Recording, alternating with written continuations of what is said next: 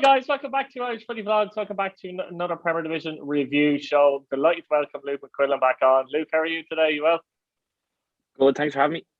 Not a bother at all. I suppose we'll start off at Derry Park, where finished Bohemians 1, Drogheda United 1, Jordan Flores in 45, Dean Williams an equaliser in 84 minutes.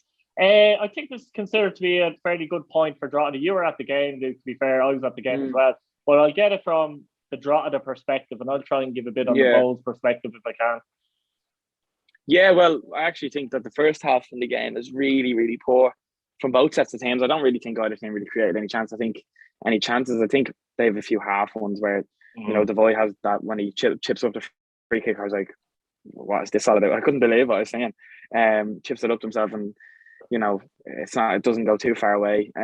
Second, sorry to interrupt, Luke. It just reminded me of Matt Letizia. I don't know if anyone's seen Matt Letizia. If you go onto YouTube, you might find his goal. He scored a goal like that for Southampton one year as well. So I think I know the one you're about, yeah. Yeah, it was a good effort, but go on, yeah. Yeah. So obviously then they got the goal just before half time, which was a bit of a kick in the teeth because I don't really think either team deserved to be leading at the time. So that was really disappointing. Sort of deflated me anyways.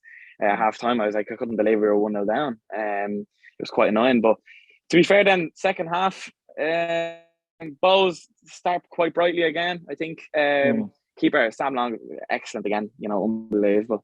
Makes a few brilliant saves. Then they actually hit the crossbar, but from that I think actually Sam actually tips onto the crossbar, which is unbelievable. Like I seen the angle from the highlights. It looked like pretty much that he tipped it onto the crossbar. So that was obviously another good save. And then obviously Sean Rowan has a good shot from a good bit out, and I think Talda definitely has to do better.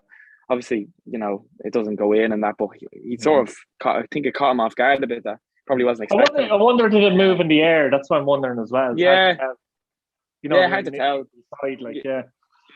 Definitely hard to tell, but I think the substitutions for Drogheda really made a difference in the game. The likes of Foley, Williams, Markey, Brennan, all these players that we brought on who made a big difference in the game. Like Markey, there's actually a bit in the highlights video where the ball's actually going out of play, and he does this flick and it just sort of keeps it in, and then Foley ends up, which was getting fouled, but it obviously wasn't given as a foul, which was a bit harsh. But and then obviously Markey sets up the goal, nice little flick around the corner for Williams, who dinks it over the keeper. You know, it's a good point to take in the game. I think a point might be fair enough as well in the game. I think second half Drogheda were definitely a lot better.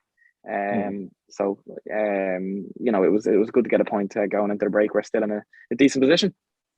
No, I agree with you 100%. The first half I thought was very, very poor, particularly from a neutral perspective, sitting there watching it. I thought Amy Marcus is poor. Jordan Flores scores kind of out of nowhere, really, to be honest, right in half time. And Bows go in 1-0 up at half time. But I felt that was going to be good for the game. And it kind of proved to be the case in the second half, because Bows, from Bows' point of view there, they did push on. They did have opportunities on the counter as such. And sometimes I think they weren't quite quick enough with maybe the final ball, or the decision was wrong, or the decision was too slow. That said, you brought up there, Sam Long made a couple of good saves, and I didn't catch it at the time. I thought Liam Burke just hit the bar, but he actually does save it. It's an amazing save. Like, I thought he hit the bar at the time, but what a save. Same. He made a couple of other saves. Like, he made a decent save from, I think it was Devoy. He made a save from Max Murphy. You would expect him to make that save from Max Murphy, shot from outside the area. Not too much power in it. But he's commanding as well, actually. He made a few catches as well. Keith's definitely been carrying a knock.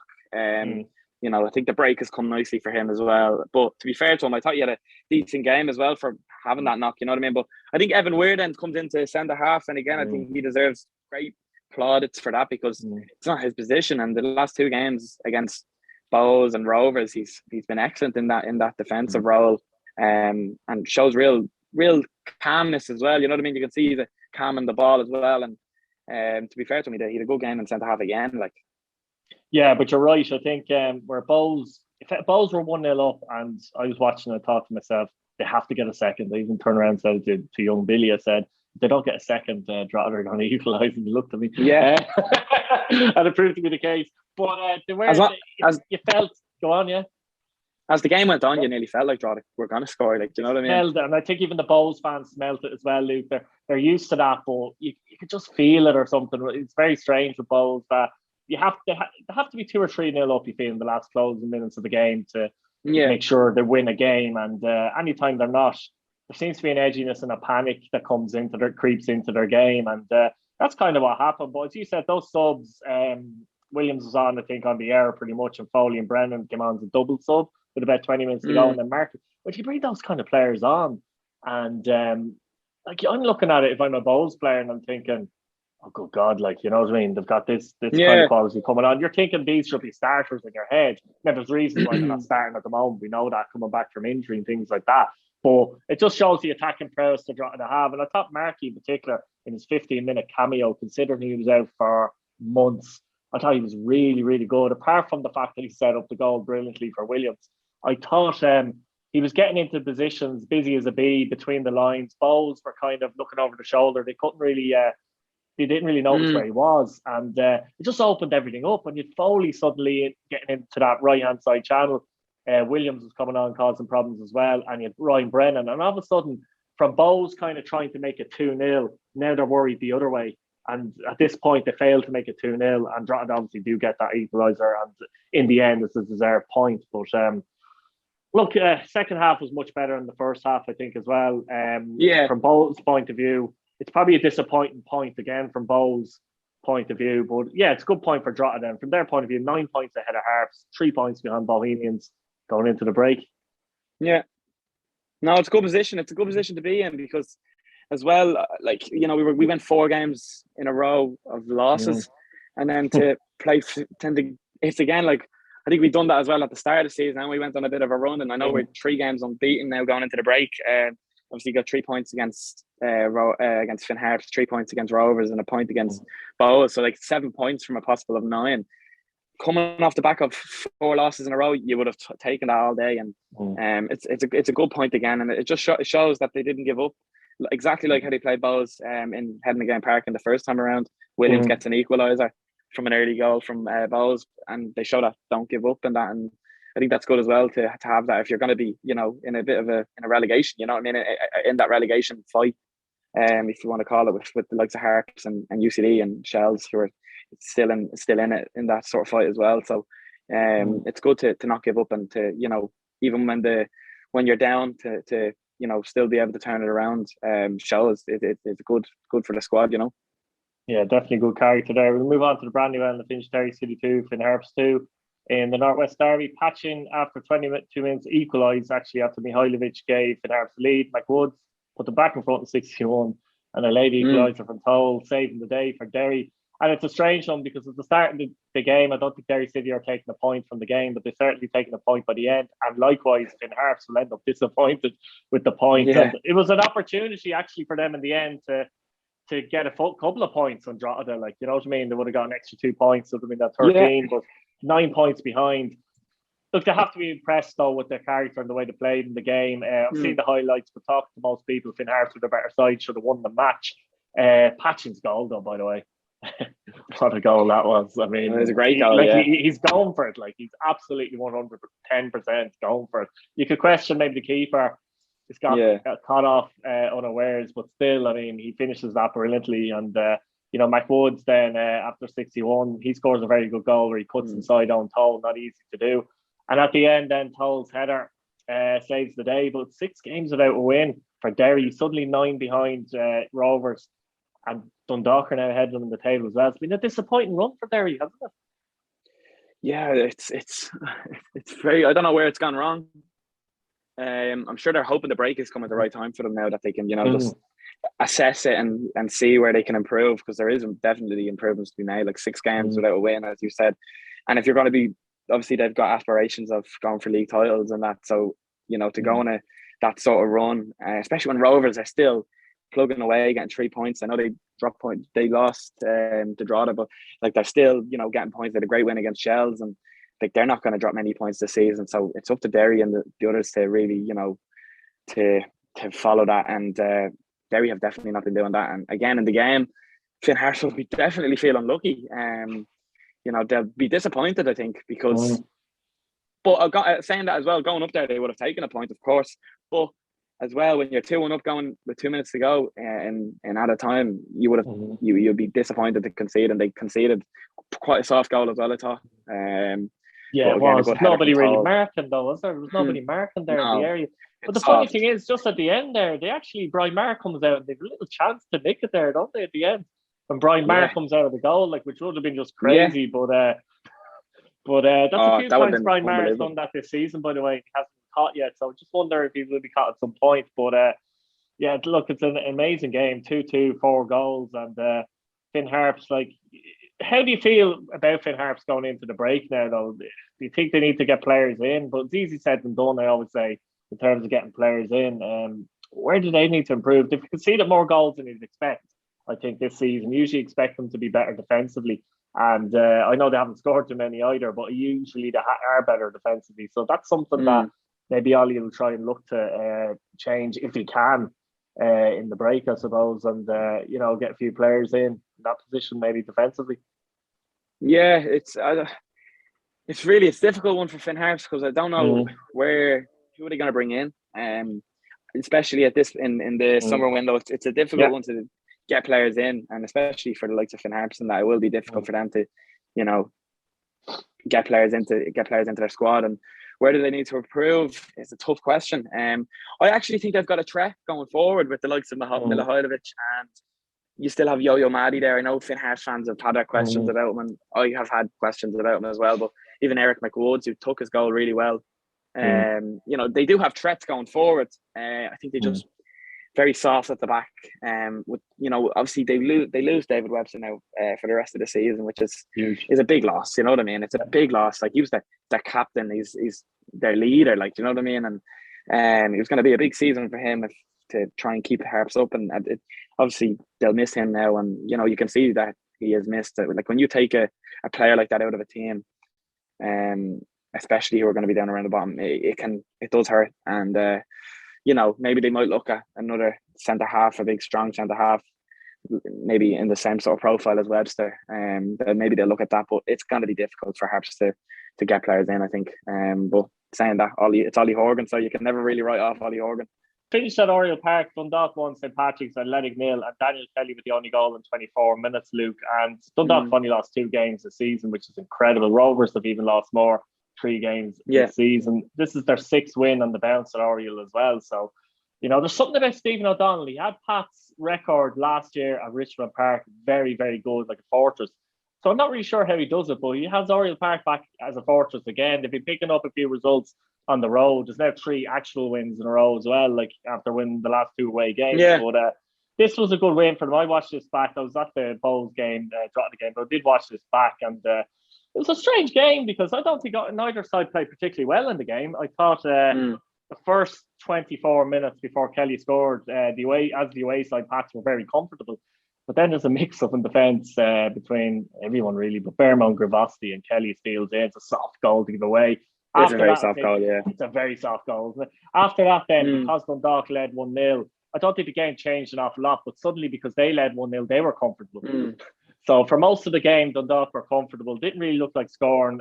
Pats didn't look like scoring themselves, but they made a few subs late on. Pats and Darragh Burns came on, and he looked electric, to say the least, in the last 10-15 minutes, and created a few opportunities. And that was Pat's best kind of spell of the game. Shepherd made a good save. But ultimately, look, Dundalk, another game where they feel like, against the rival, because there wasn't much between them coming into this game, they'll feel like they grounded the result out against a potential top 3 rival, and obviously getting the win. And I'm just looking at Pats, though, 4th in the league, but 7 defeats in 19, been a bit disappointing for them. It's a lot of defeats compared to 2 for Dundalk, let's say. And you just I felt watching the game that, one team can really dig out a result and the other team maybe can't. And no surprise in that aspect that Dundalk 1-0. Now, there was a shout for a penalty. Tunde, at the end of in the first half, looked like he might have been taken down. I looked at it 3 times. I'm still not sure. So you can see why the ref didn't give it, because if he's not sure, he's not going to give it. But good result for Dundalk. How do you see it overall? Yeah, well, it's funny you mentioned that Stevie making Oriel a fortress, and I know he's done the same at Richmond. But I remember there was an interview at the start of last season, I think, with Stevie, and he said that going into the season he wants to make Richmond the fortress.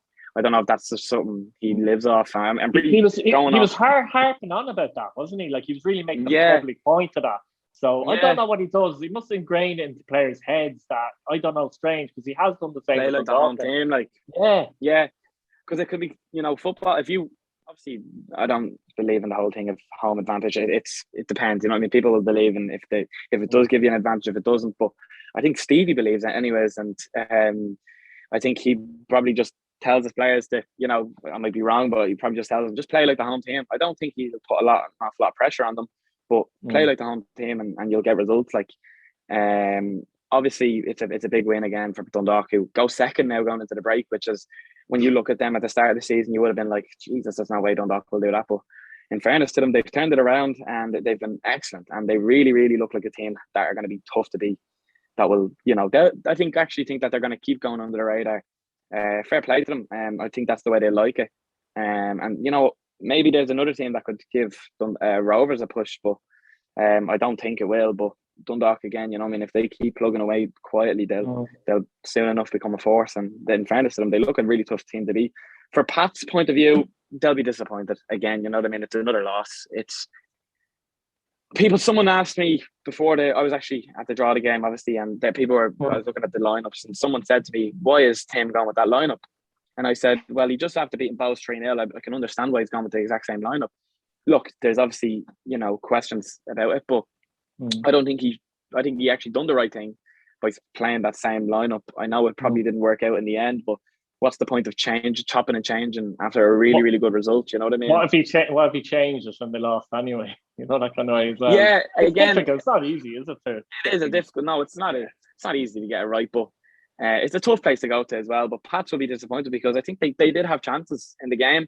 Owen Doyle had an early chance. Dara, who came on and was excellent, maybe that was one that was probably maybe that's one that probably didn't start, that maybe should have.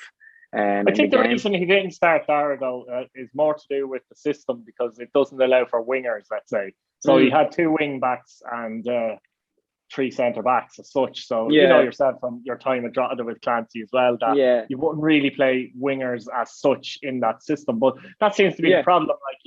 To play this system or that system, you have to make a big decision here and there, and that seems to be the issue at the moment, rather than this is my system, these are the players that fit my system. And that's really the problem at the moment, I think really with them. I think the goal as well they give away is really soft. It's bouncing around, and it looks like Sam Curtis might just get a leg at it, get it away, but then Birmingham comes in and sort of just sets it up perfectly for Kelly, and obviously takes it around and takes the goal nicely as well. So he's actually a player who's been in great form as well, Kelly, for Dundalk. And he's had a bit of a disappointing 2021 and 2020, but 2019 he was excellent, and it looks like he's got himself back to playing the way he wants to. So that's brilliant for him. There's a bigger focus at the club, I think, as well. I think that's the point. New owners, new manager that has come in and did a good job at Pats, but also you've got the players like your Daniel Kelly's, your Leahy's and your Hubans, and maybe your Sloggets, Benson, Boyle. There's always been the nucleus of a good team there, who are almost, some of them are discarded in favour of new foreign imports that didn't really settle into the league. So I think O'Donnell did have a nucleus there, and some of the players that he's brought in around that seem to be working at the moment as well. So it's all good signs for them, really, isn't it? I'm not sure if they can push Rovers. I'm not sure they're quite good enough. Rovers are just a brilliant team, brilliant squad. But if they finish second or even third, they're delighted with their team. They're delighted, yeah. Well, especially when you've got, this is a big rebuild up there. So if they finish second or third, or even push Rovers, that'd be way above than what they probably expected themselves. So to do that would be excellent. And it sort of reminds me of the Dundalk of, the past the years before, when they're going to Oriel, you'd nearly fear going to Oriel. It's a really tough place to go to. It's maybe in the last few seasons it's been, and it's not like you wouldn't really fear going to Oriel, but now it really looks like you're going to Oriel with a fear that you're not getting anything from this game, because they're a good team and they're making Oriel a fortress. And that's credit to Stevie and his staff and the players that he has there. Again, going into this window, he might look to improve again. So it's looking good for Dundalk at the minute. Absolutely. Finished Belfield UCD 1, Sligo Rovers 1. O'Sullivan gave Sligo the lead in 54. Duffy equalised in 69, and UCD are bottom of the league, 6 draws at home this season, 1 win away. It's mad, 1 win in 18, and they're only 2 points behind Finn Harps. I mean, it's crazy when you think about it. Like, it's good from their point of view, because they're thinking, like, if we had 1 win in our first 18 games, we'd be miles adrift of even 9th place, but they're not. So they're hanging in there. Sligo, obviously, John Russell's second game in charge as interim manager, and obviously you got that bounce against Derry, I think. But talking to three Sligo fans here, it was kind of more the usual play that they would have had, say, under Liam Buckley. And I think that's a point actually I'll bring up, actually, because especially when we didn't really see the highlights, is that obviously John Russell, I knew him as a player as well, good man as well, but I think Sligo, and I'm pretty sure they're looking at it as well, will be looking at bringing in fresh faces from outside. Like, I think if you want to let a manager go, like they did with Buckley, then kind of the whole coaching team has to go as well. I think you have to go for a complete fresh approach. And I think they will ultimately in that case, but I've no idea who they're going to go for yet. Yes, who do you get in really at the minute? Obviously, there is some managers who are, without jobs in the league. But even outside the league, I reckon they will look outside the league. I think they might. So it'll be interesting to see who they bring in and what sort of manager they go for. But overall, I'd say the Sligo Rovers fans would be very disappointed that they've not got a result here. Well, a win. Again, I think it's a decent point for UCD. They're going 1-0 down there without Colin Whelan. You know what I mean? Again, I know I said last week, but he's going to be a loss for them. And to be fair, where's the goal going to come from? And I've actually seen Dylan Duffy play a good few times now, and every time I've seen him play, I've been impressed with him. Like, and I think when he played Drogheda up in the Belfield a few weeks ago, he was a very, very good player. I thought they're actually their biggest threat in that game. So for him to get a goal, he'll be delighted with that and looking to add more, of course. But it's going to be tough for UCD in the next few weeks as well after the break, and that's what happens with Kerrigan as well. So there's a lot of questions to be asked. Yeah, I can't see him staying either. So it'll be difficult for UCD. But if they keep just picking up points and plugging away, and you never really know. But Sligo will be disappointed, like really, really disappointed. Yeah, they'll be disappointed, but at the same time, the 3 points away from Pats. And I still think Fort will probably get Europe this year, because I think the chances of the top 3 win the cup are likely. Yeah. That one of the top 3 win the cup. So I kind of only have Fort penciled down as a European place, really. So Sligo are still in the running for that in particular. Yeah, they are, of course. And a few results that could go their way over after the break, and they're suddenly looking at 3rd, and you know what I mean? And never mind 4th. So you don't really know the league, so you can't really, say who's going to finish where, because it's very difficult to do it, especially this early in the season with only 18 games played. So we'll see when the break comes back and what shape they're in, if they'll have a manager or not, a new manager in or not. I'm sure they'll like to hope to come into the after break. This is probably the break falling nicely for them to, sort themselves out, get a manager in and new staff and that, and then you've got the window for them, and they might even look at a few players as well, new management and that. So they need to improve. I do think even on the pitch, I think they've not there is quality in the team. There seems to be just a bit of softness about them. But again, you never know with this league. Yeah, Shamrock Rovers beat Shelbourne 2-0 at Tell Stadium. Tell after 2 minutes, and Gaffney then on 31 minutes. So Shelbourne be disappointed that they gave away an early goal in this league. In this game, obviously 4 games in the bounce where they won. And just again, I only watched the highlights here, but did look like Rovers were 2 up on 31 minutes, and it looked like Rovers could have had another 3 or 4, not 3 or 4, but could have scored 3 or 4 goals in the game in the second half, which they didn't do. But maybe Shelbourne went in, maybe with nothing to lose, but maybe it was too relaxed in many ways. Who knows? But Shamrock Rovers are missing Jack Byrne and Danny Manger, and they can just go and do that. Like, this is the point. Like, I mean, they're 2 key players, and there they are. They get a comfortable win at home to Shelbourne. Yeah, as well. Again, it's another good 3 points, and they keep going on.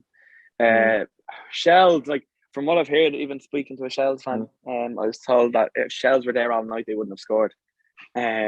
So you can make it at what you want. They'll be disappointed that they didn't even really create an awful lot in the game. But again, I was actually thinking when the game was, I was like, Jesus, Shells actually might get a result here, even a point.